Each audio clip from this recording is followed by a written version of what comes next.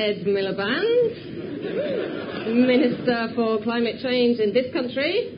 Maldives is an undeveloped poor nation. They're going carbon neutral in 10 years. When is the UK going carbon neutral?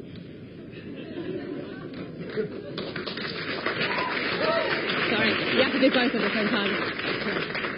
Let me start by saying that it was an incredibly moving and brilliant film, and to congratulate you on your work on it, because it's a brilliant work, and I want as many people as possible to see this. Come here. Talk into that microphone. Ed, have this one. I was just. Can you hear me? Yeah. I was just saying that it was an incredibly moving and great film, and I want as many people as possible to see this film, because we need as many people as possible to know about the effects of climate change.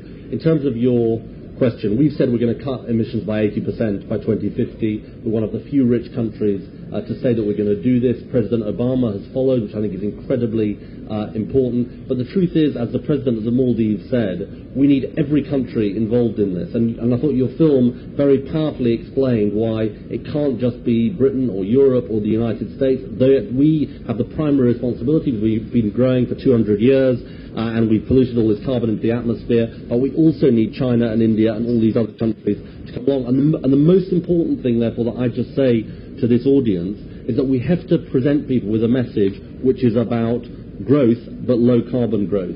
Because if we try and sell people in a developing world, whether they're in the Maldives or China or India, a message of no growth, and I know that's not what the film is saying, then I don't think we will convince them. So it's got to be a message that this is an incredibly urgent problem, but actually we can continue to grow, we can continue to take people out of poverty, which is what a lot of these countries want to do, but we can do it in a low carbon way. Can I just go back to something you said earlier, which is of course the Climate Change Act you're referring to there, which is, as I'm sure you all know, a fantastic piece of legislation, and frankly we gave the Maldives a round of applause. Our government also deserves a round of applause for the Climate Change Act, 80% cut by 2050, the best in the world. Well done.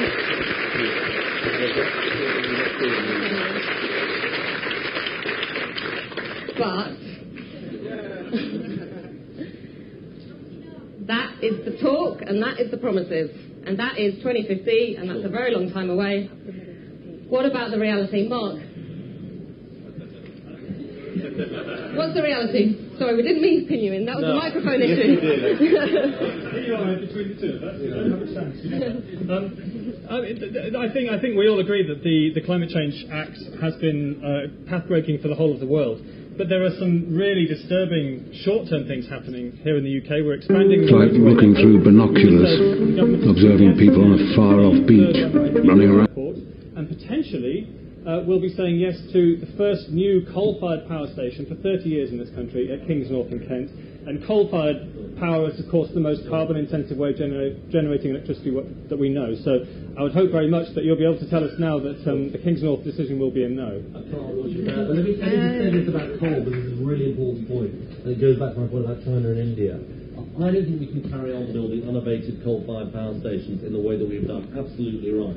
But we have a responsibility also, which is to show that we can use the new technology, which is called carbon capture and storage, which reduces emissions from coal-fired power stations by 90%. Because if our message to China and India is you can't burn any coal anymore, that is a completely implausible message to them when they're building one coal-fired power station every week in China. So what we need to do, and this is again a massive responsibility that we face in developed countries, is to put the money in my view, into the new technologies like carbon capture and storage, which can show that something like coal can become a clean fuel.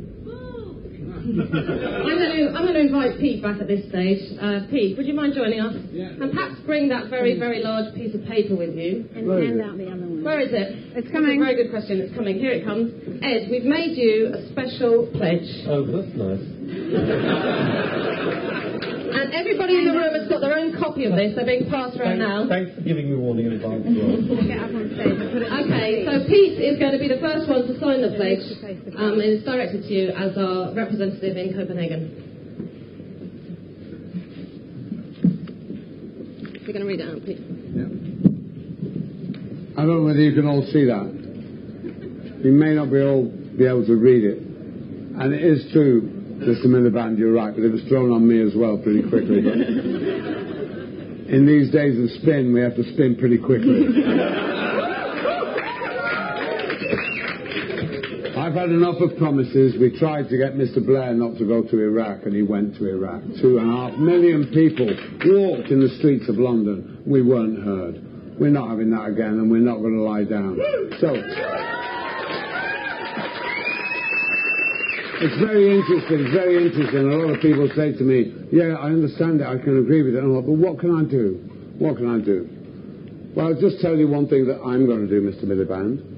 Well, there's 3 things I'm going to do. This particular pledge will give everybody a chance, if they want to join the Not Stupid campaign. And it says, Dear Mr. Miliband, if you commission a new dirty coal power station at King's North, thereby increasing our emissions when we should be massively decreasing them, then you are clearly unfit to represent the people of Britain at the Copenhagen Climate Summit.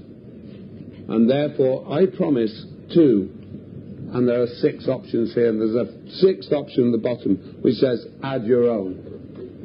Right? This is very difficult to do. I'm going to do it. My first thing would be to very sadly return to Her Majesty the Queen the OBE that I was given in 2002, because I don't believe that I can be a real officer empire if that is what's going to happen. Be in mind that the OBE goes back. If the government in November make the wrong decision at King's North, this is what I will do. The OBE goes back. At the same time, I will say to Her Majesty, as a citizen and not as an officer of the British Empire, I would like you to dissolve,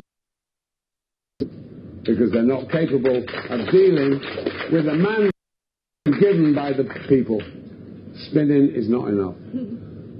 So that would be the... Right over there, sorry, wrong one. Did you take direct action? It's a good job I'm not an activist, isn't it? You are now, you disagreed. And the very last thing I would do is, unfortunately, I would never be able to vote for the Labour Party again.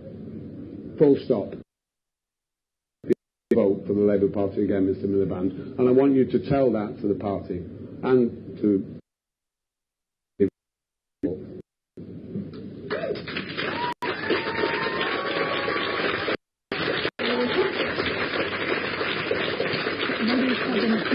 There's the table. Here, green thing. It's simple, which is that I hear what Pete says about.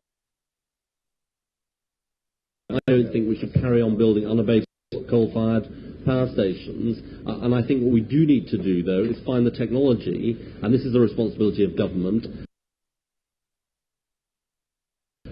We're going to tackle the problem of climate change, I promise you, because if China is building a week, and Poland, for example, in Europe, has 94% of its electricity from coal. The easy thing to say is we can do it all with renewables. Well, I think what Piers has done in renewables is brilliant, but we can't do it all from renewables, I'm afraid. Clean coal-fired power stations.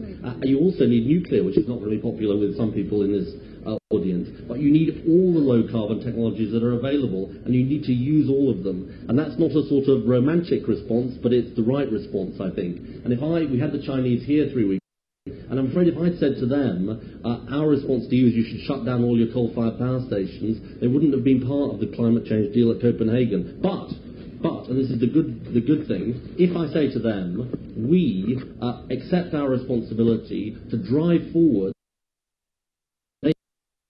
fuel of the future, then they might be part of it. And that's, I think, the best hope we've got. Thanks, Ed.